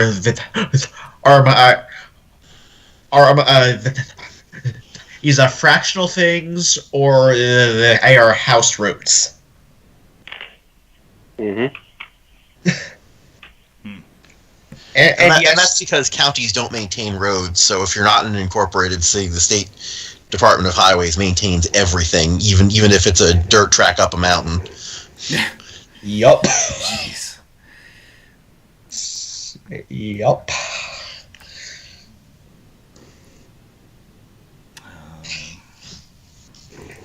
Let's look at bridge pictures because we haven't touched on that yet. More bridges of the Ohio River were added during my tenure as governor. Is this in Huntington? I felt very much at home watching this scene play out. Which one is that? Is that... This is Ironton Russell. Yeah, that's what I was thinking. Are they building a new one? No, not for the Ohio River. This is for the ramp that descends from the bridge down into the village of Russell. Okay, so they're building a new ramp. Yeah, This is the new local road that they're going to be shifting traffic onto. Yep. I saw that scene play out a lot with a certain bridge that recently reached full completion. Yeah, I just uploaded my Ironton or the Ashland Road meet a month or two ago. Is he at least properly tied off? It looks like you might be. I think he's tied off. There are a lot of photos of the old Ironton Russell Bridge there, and just getting started on the new one. So it's interesting that now you visited the completed one. This is one video series I'm going to be looking forward to. I haven't seen the new one myself. When was the Ashland meet? That was back in 2013. Okay, so this bridge wasn't here when you did that? Or was it? As of early 2013, they were just starting to pour foundations. Yeah, but Ironton Russell is pretty recent. Yeah, I mean, it looks pretty new, but I thought it might have been around a little longer than that. But okay. Let's 2016. Oh, okay. And what was the old bridge that was here? Was it a cantilever or? Yeah. Yeah, a nice long old truss with one of those that had really sharp corners and vertical angle points on either side on the approaches. Yep. A real classic old bridge. Yep, it was a classic 1920s cantilever bridge. Something I would not have noticed when I drove through there in 1995, because it was blah. Check it out on alpsroads.net. You know what? I'm gonna have to do that now. 'Cause I didn't realize you were out there when the old bridge was still there. GSV actually has the approaches for the old bridge, and it's... I said check it out on alpsroads.net. Probably had street view imagery of the old bridge as well. It's not visible on the website because there's no road currently in its path. Yeah. Yeah, but it's quite a stark difference. So... Yeah, and speaking of stark difference, the U.S. Grant Bridge is pretty similar in that regard, too. Which is this one here. US 23 in Portsmouth. Yep. The old bridge here was a pretty old suspension bridge, as I recall. Right? Yeah, but that was replaced. I want to say that was like 04, 05 or something like that. Yeah, this one must be the one I'm thinking of that was around for a while. That reminds me of the one north of St. Louis in Alton, Illinois. Yeah, it kind of has that vibe to it, right? That's the Clark Bridge. Too. The US 67 bridge. Yep. Which, it has the same sort of center anchoring deal. Yeah. Yep. Which, I don't know if they've had the problem here that they had in Boston with that. They had problems with that bridge. Yeah. Because, I mean, it does give the design a little bit more flair to do something like that, but it's... If you're in places where you get freezing rain in winter, that can cause problems, because the issue they had in Boston was that icicles would form on the cables, and then they would fall off and, fall onto cars as traffic was going over the bridge. Yeah. And you were in Portsmouth, did you check out the date route 823? I did. Yep.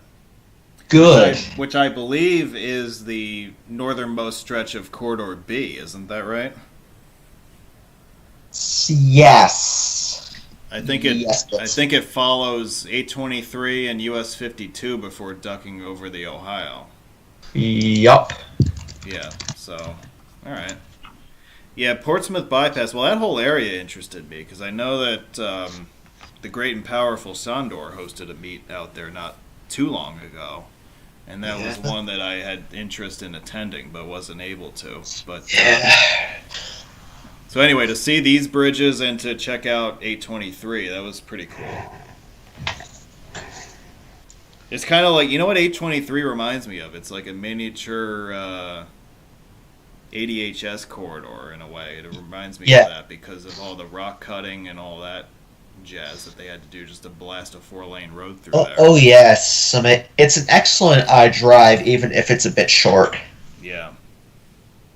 It's like a miniature King Cole Highway in 200 years. Yeah, so that's Portsmouth. I had to add these cable stays to my Portsmouth. To my list of completed bridges. I like this profile. I really like the look of that. I know that I'm not always in the majority with opinions like this, but it's different. And I always appreciate trying something different, even if people hate it. I appreciate that they made the effort. I don't hate it. I think, when it comes to cable stay bridges, I just, think that we're building too many of them in too many places, and it's overdoing it. Yeah, like the cantilever bridges at that time. Yeah. But right, it's the way things are currently done, and there probably will come a point where in a few decades maybe nobody will really be building cable stay bridges anymore, and something else will be in vogue instead. Yeah, these things kind of are generational, and they cable stays are the new hot thing right now, and in 20 years maybe we'll be building something else, Power tubes. Or whatever, yeah. But yeah, I mean that's kind of what you notice about engineering, at least in the last 150 years, is that certain bridge designs had these periods where they were like the rage, and then they were taken over or superseded by something else.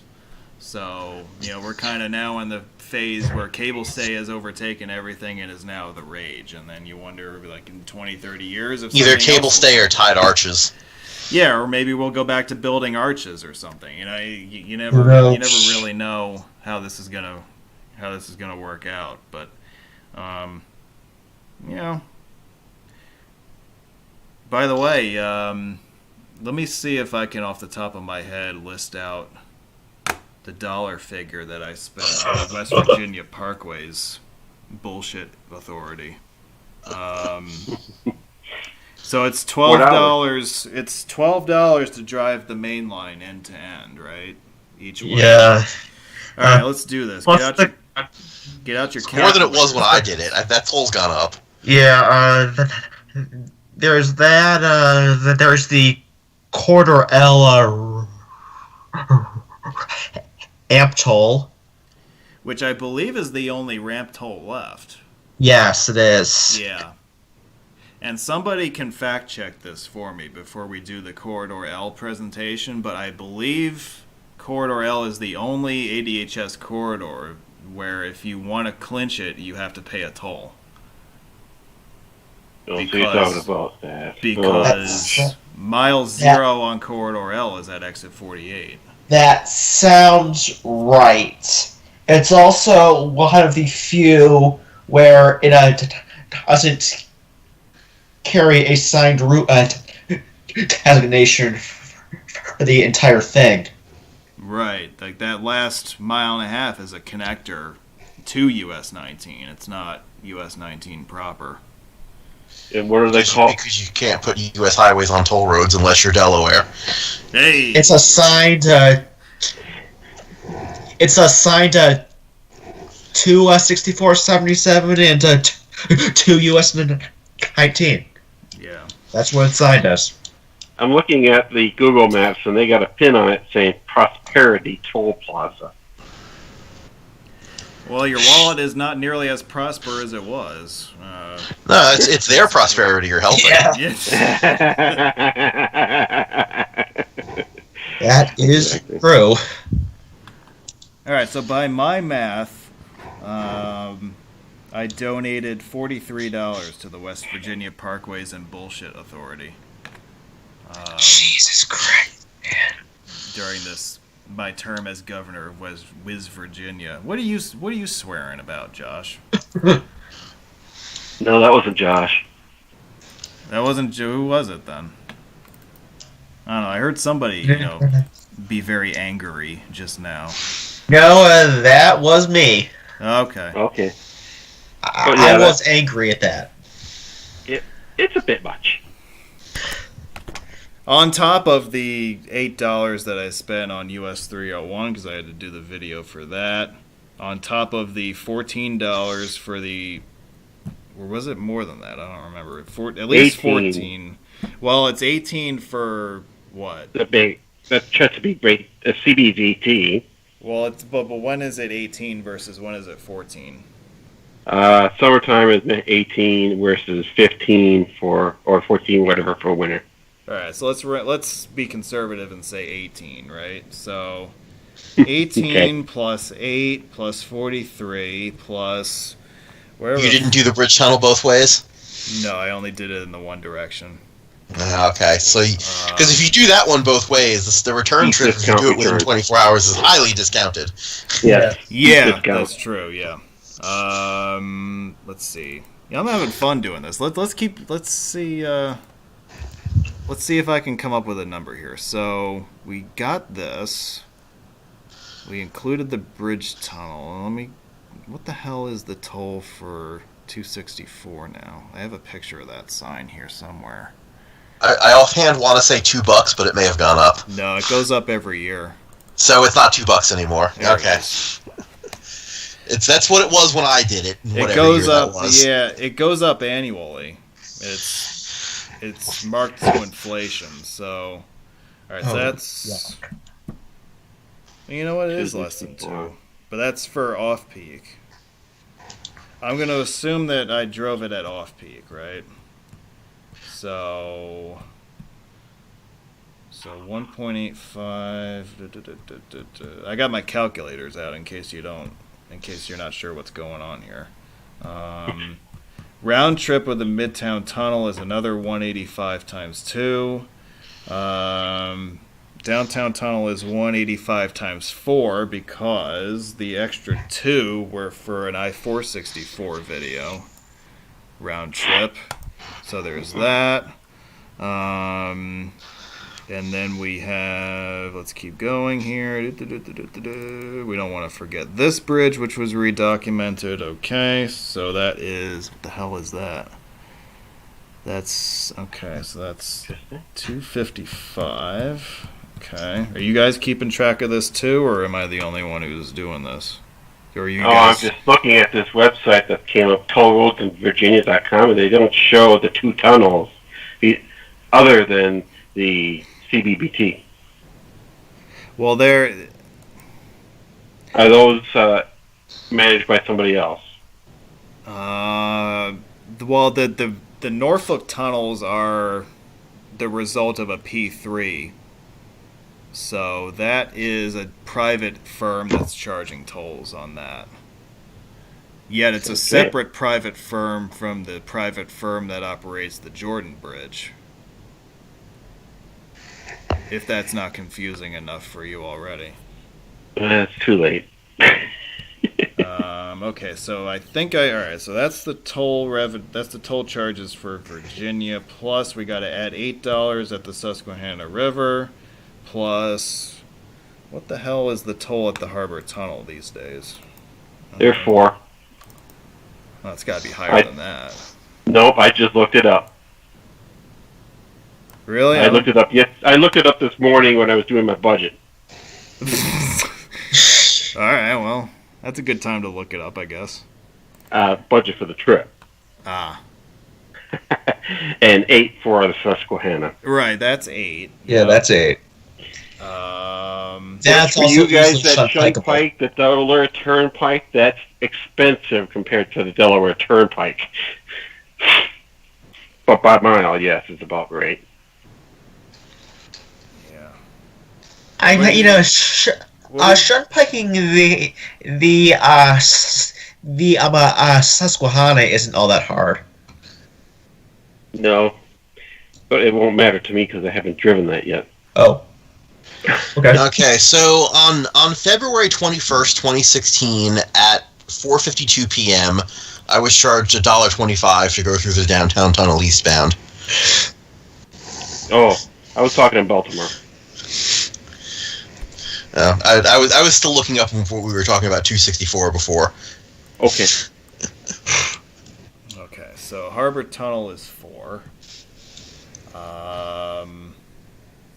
I'm going to really piss you guys off and say that I went through the Delaware Turnpike toll because I did. I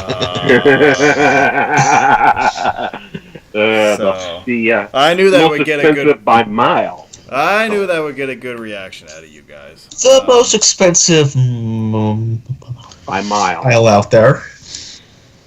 Yeah, so that was $98. Jesus. Take one down, pass it around.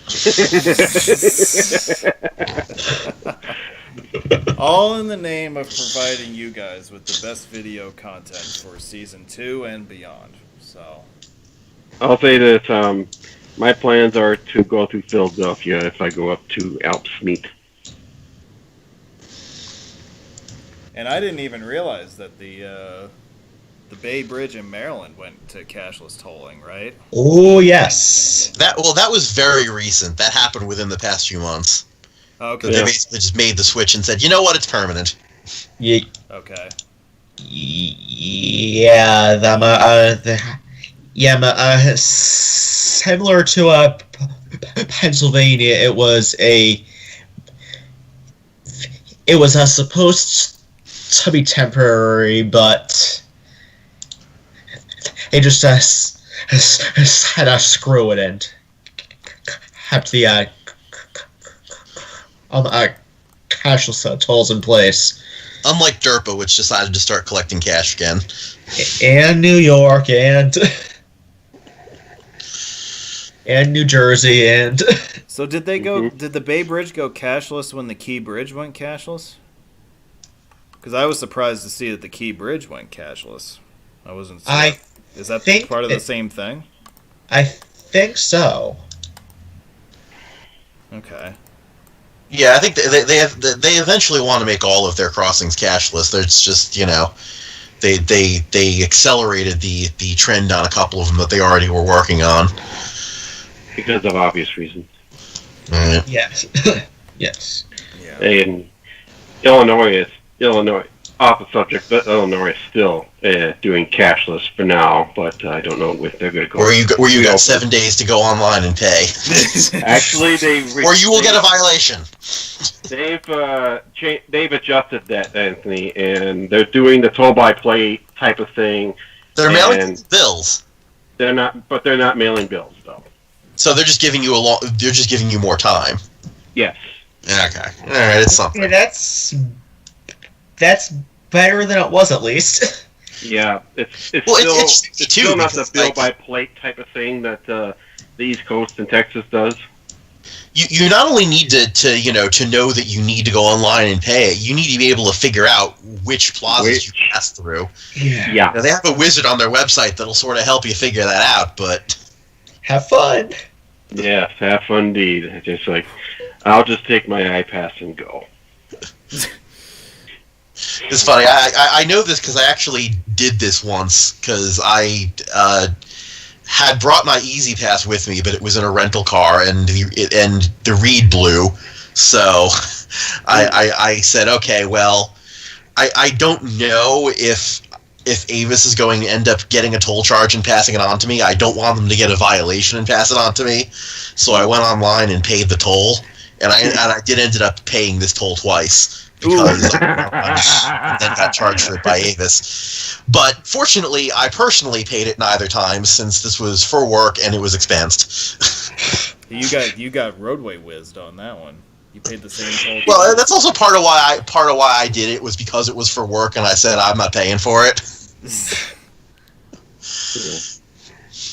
But because if I submit an expense report for a $2 pay it online toll through the Illinois Tollway, no one's going to question it.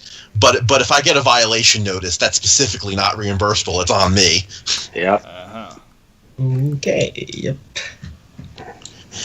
So. I haven't had any problems with rental cars and tolls. I haven't either. Knock on wood. I hope Well, we both read from Hertz, that's why. No, I mean, I think the thing I just wasn't sure about in this case was that, the rental car came with its own Easy Pass, obviously, but I had the box closed because I was using my own. Since, why deal with the fees they tack onto it? But, I think if the REIT blew, now it's a question of, well, okay, do they properly have the license plate number on this vehicle associated with their account? If they do, they'll get the charge. If they don't, they'll get a violation. Mm-hmm. Yeah, so... And I don't know that. It's not my car. So the safe method was to just go and pay it. Mm-hmm.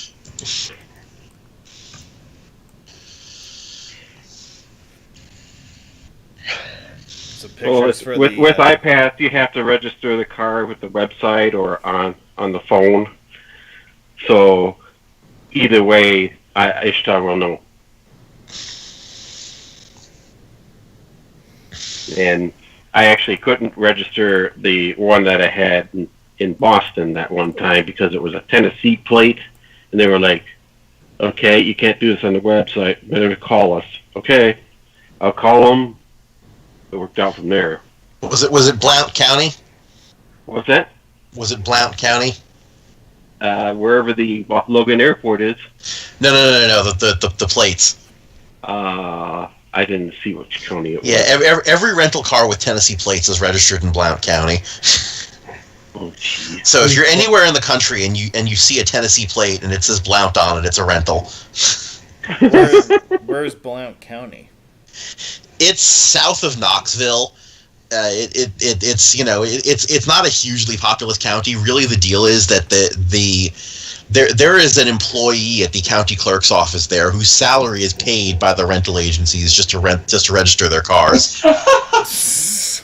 Oh, that's great. All right. Sounds weird. It's a good thing I didn't see any counties on Wisconsin plates. Because there are none. York, Baltimore. This is Harrisburg. It's a capital beltway. The other capital beltway.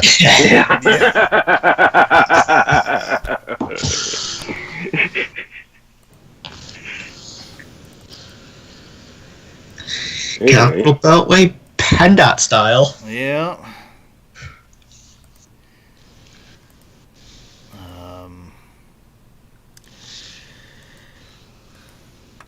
So this is all material that was gathered over the last month and will be available for use as we put the next set of PowerPoints and presentations together. Last time I was through Harrisburg was on the way to New York City that year. Yeah. Hey, they'll have to change the name of this bridge because this guy is an offensive person. Anyway. Robert. Ooh. Oh yeah. He makes Adam angry. Very angry. Also makes Glenn Beck angry.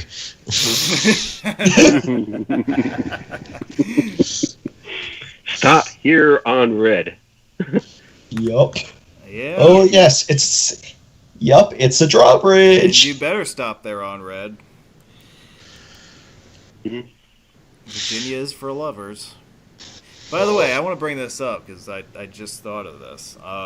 the reckless driving law in Virginia recently changed, and I wasn't sure. Wait, what? I wasn't sure how many of you were aware of that. So you're aware of the fact that up until early July, over 80 miles an hour was reckless driving, regardless of what the speed limit was. But they actually amended that law, and I believe it took effect on July 1st. What is it, 81? No, 85. 85 and a 70 is now the threshold. It's Right. still, Previously it was that 15 over would do it, but because when they raised the speed limit to 70, they never amended the statute, so you could get it at 10 over. Yeah, so they amended the statute for 70 mile an hour limits, in effect. So in any other, they wanted to fix that.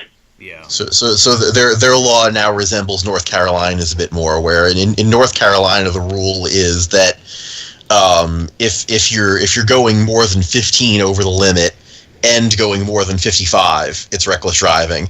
So for speed limits 40 and up, it's 15 over. For speed limits under 40, it's over 55. So that all makes more sense now. It's no longer the People's Republic of Virginia. Well, you're still not allowed to use a radar detector. Yeah. Okay, then we'll give them that. Only state that still bans them. Yeah. Well, they ban them for trucks all over the place. Well, yeah, but... Mm-hmm. Yeah, Connecticut had a ban on it up until the early 90s when they got rid of it. Yeah, I think Jersey had a... And until the 2000s. That's because they're useless now. Well, yes. I mean, depending on the department, if they're using LiDAR, yes, a radar detector won't really help you with that unless, it's also got to... Yeah, see, well, the trouble with LiDAR is that because it's a much more focused beam, by the time there's anything detectable, you've already been caught. Pretty much. So unless you also have a LiDAR jammer, Which it's is not going to highly help you. illegal. But LiDAR jamming is actively illegal because that's against FCC rules. You can't jam things. Yeah.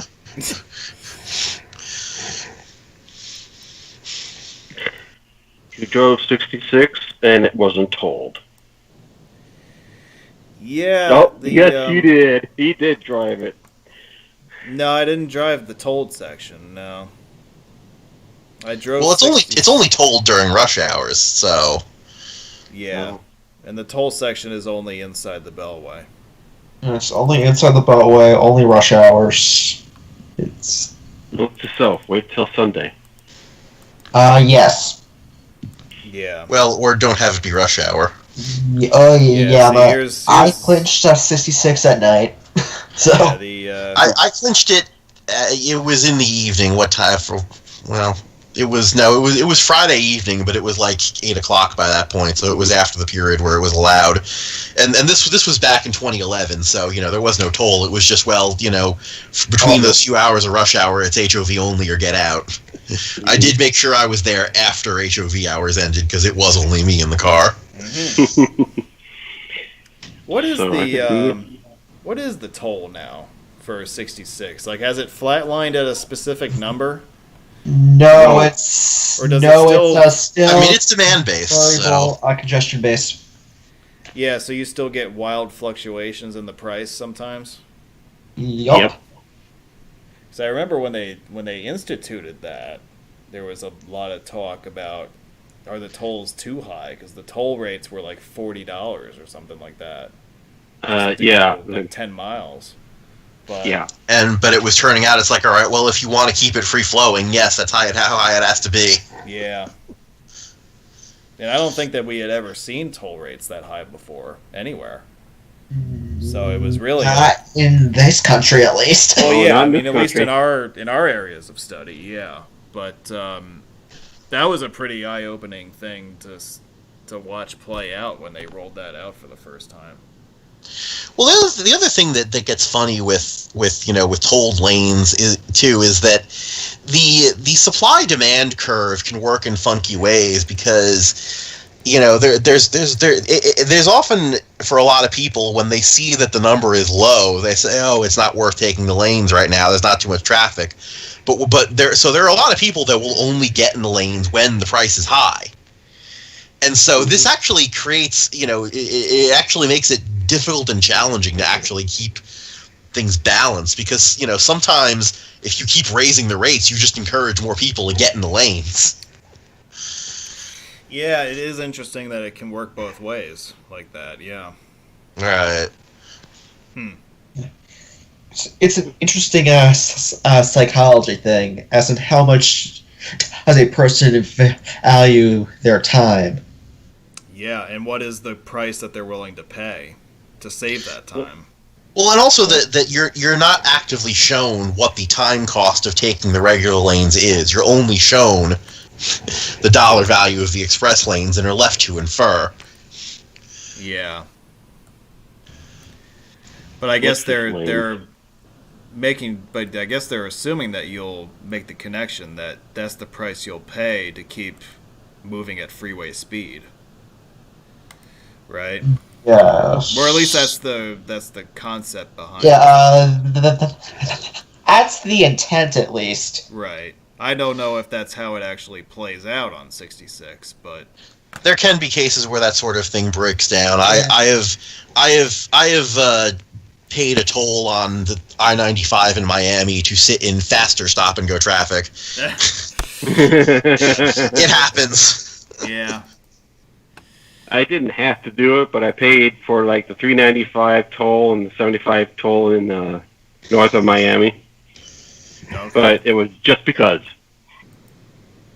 Well, that must have, when were you down there? Because those lanes are pretty new, aren't they? 18. 18, okay. You were there. They were just built. Yeah, right. Mm-hmm. Though, hey, by the way, those are more express lanes that roadwaywiz has to add to his collection, so... I'll be asking you guys to get out your calculators again after I do that trip. Oh, that's those roads are cheap. You guys will really hate me when I drive the express lanes on the Homestead extension. 407. I know, right? I was not aware there were express lanes on the Homestead extension. There's toll lanes on those are new. Toll lanes on a toll road. Yep. Yeah. That's dog. I heard you like toll roads. Yeah, well, I think they're putting them in the Miami area, and then I think up in Orlando they're doing the same thing. Yes, I think so. I don't know if that's happening now or if that's a project that they've earmarked for the future, but I know they want to add something. Well, they're having congestion issues on the turnpike? In Orlando, yeah. Oh. Orlando is basically one big parking lot. Orlando is also basically one big toll road. There's I-4, and then you're either not on a freeway or you're paying a toll. Yeah. You're either on I-4 or a toll road, yes. And even now with I-4, you're going to have the choice between free and toll lane. So yes. You also have the weird setup where the toll roads accept Easy Pass now, except where they don't. Yes. What's up new?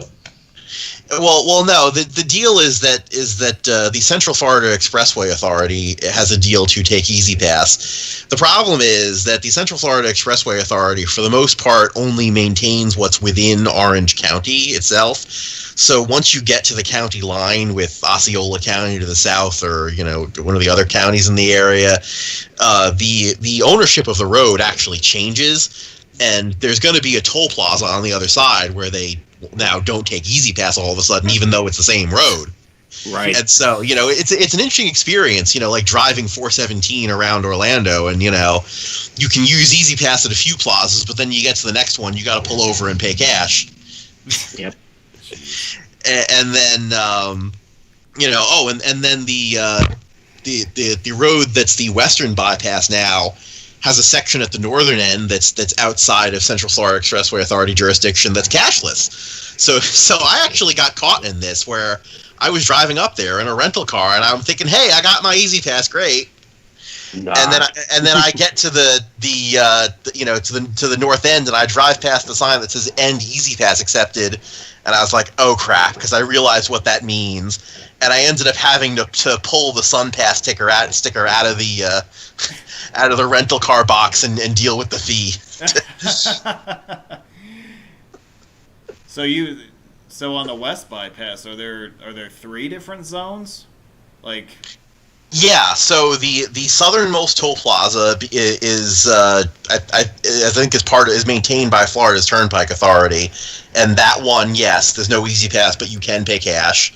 Then the second, third, and maybe fourth, I'm not sure exactly how many there are Central Florida Expressway, so you can use Easy Pass there. But then the northernmost one at the north end is cashless and not Central Florida Expressway. Yeah, I think that one is actually Florida State Department of Transportation. Yeah, FDOT runs the Wekiva Parkway. Yeah. Yeah. Yep. And right. It's only between the last exit and what's currently the end of the road that they maintain it, but they got their toll gantry in there. Yeah. Mm-hmm. It's like every agency under the sun has a toll gantry around Orlando.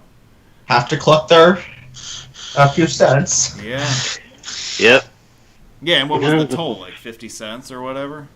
Yeah, it was. I think the toll itself was less than $1. It was just $5 in fees. Right. Yeah. Yeah, Orlando's. I use the SunPass. Yeah. Like I did all of those roads in the Orlando and in all the major cities in Florida several years ago now. I'm gonna have to get back there in a few years. Now, you have a SunPass, right? I do, actually. Good. Because they do sell those like candy bars. Yeah, and that's probably how I ended up with one. Like I look at, and the funny thing is, I have a SunPass too. I just didn't bring it with me on this trip because I wasn't anticipating needing to use it. It's better to bring it. I was like, I can just use my Easy Pass in Florida. Yeah, well, Mhm. And then I'll just pay cash wherever else. Okay, fine. And then I didn't realize they had a cashless toll where that was an issue. Yeah. Right.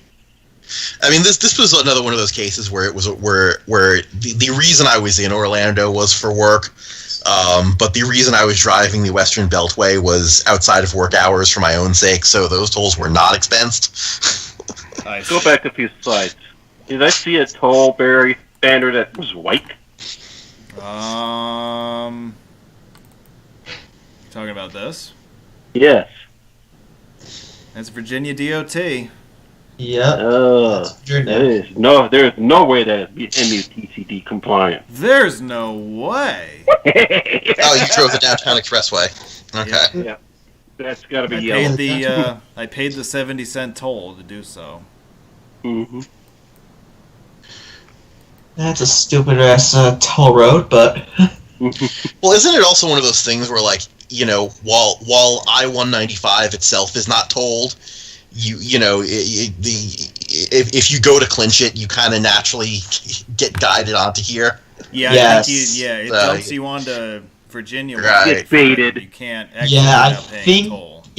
I don't know if there's technically a toll trap, but Yeah, I think if you follow I-195 to the end, there's no way for you to exit without going yeah, I through don't the toll. think there is. Yeah, because the first exit is right after the plaza. Nice. Right, and if you get off the last exit before the toll, you technically haven't completed I-195 yet. That is correct. Because I-195 ends at a half interchange that is facing towards the toll plaza. Right. Yes. I can see Right. what you're saying. Let me show you the signs in the other direction real quick. I had forgotten that there's a nice little double deck section here. There's a lengthy cut and cover tunnel, and there's a double deck section of highway right in downtown Richmond, and then they make you pay a toll afterwards. Ooh. Something to look forward to in 2 weeks. Yeah. This toll doesn't kick your ass. Exact. So, yeah, exact change, Oh, yes. Presumably Easy Pass is also an option. Yeah, that's right. Yeah. They just haven't updated that sign. So then at this exit, the exact change is 35 cents. Oh, let me scrunch that up real quick. Virginia loves their exact change tolls. Reminds me of the exact change on the Parkway. Okay, Yes. wait. It says cars 35 cents, others 70. So if I'm walking it, I have to pay 70 cents. Yeah. That's how I read it. Bikey Wikies have to pay 70. That's the penalty. Change baskets, yes. Yeah. Well, this is a weird plaza because it's express lanes going only in one direction. You don't have express You toll don't have lanes in them going- both directions. Yes. Is that going inbound? This is going outbound. Outbound? Outbound express. I guess they know that people want to get the hell out of Richmond. Well, we know the Confederates did. I think there has to have been a thing where someone looked into it and figured that the toll plaza was really only causing congestion in this direction. Mm-hmm. And that would be why. Why else would they only do half of it? Well, I guess you can direct your queries to the Richmond Metropolitan Toll Authority, which I had no idea existed until Mark posted that. Oh yeah, Oh, yes. Virginia has like a dozen different toll authorities. Every little place in the state where there's a toll is someone else. Yup. Sounds like Texas. Yeah, I think I knew Well, Texas that Texas has three. There's 4. North Texas Tollway Authority, there's Harris County, and then there's pretty much everything else is just the state DOT. Virginia has at least 4. At least 5. Right? Wow. At least 5. I don't know who I'm talking to. 267 itself is 2 separate toll authorities. Yeah. So, yeah. Well, I think we've rambled on for quite a while here, and Indeed, we We're have. approaching 2 hours here. Who's think we- still listening to us? What's wrong with you? we still have 27 people watching, and I'm not really sure why, but How are there still 27 people? Hey, don't discourage them. they like listening to us talk about toll roads, I guess. But I think this stuff gives you a pretty good idea what I've been up to the last month, and if you were with us earlier in the presentation, we got to talk about the bridge over the Hudson River at Tarrytown, so you got to see what I was working on there with that photo album. And there's going to be lots to discuss and lots more to upload in the coming weeks and months, as usual, as we enter our 11th year on YouTube next week. There will be lots more new material for you guys to look through and enjoy. So, guys, I think I'm going to wrap it up at this point. Wrap it up like a gift. All Put it right. under the tree. Yeah. That's a wrap. We had Steve, we had Scott, and Josh and Anthony joining us tonight from their respective home bases. And thank you very much to them for taking a couple hours out of their Sunday to hang out. It was great having them as always. And thank you to all of you who tuned in for this. It started out as a 10-year roadwaywiz celebration. It quickly devolved into a chat about toll roads. But we appreciate you guys. Yeah, we appreciate you sticking around for the whole thing if you did. And I'm sure we'll be in touch again real soon with our next presentation. So, guys, thank you very much again, as always. Thank you. Could not for have having done me. it without you. And I guess we'll be in touch real soon. You know, enjoy your summer. You know, get out and explore a little bit if you can. Safely. Do it safely. Don't be a ponce. And you know, do it safely, and we'll be in touch real soon. Hopefully, you guys can enjoy yourselves. Yeah, that's about it. So, I think we'll end this live stream right here. So, from all of us here, be safe, be smart, enjoy your summer, and we'll see you all again real soon. Adieu.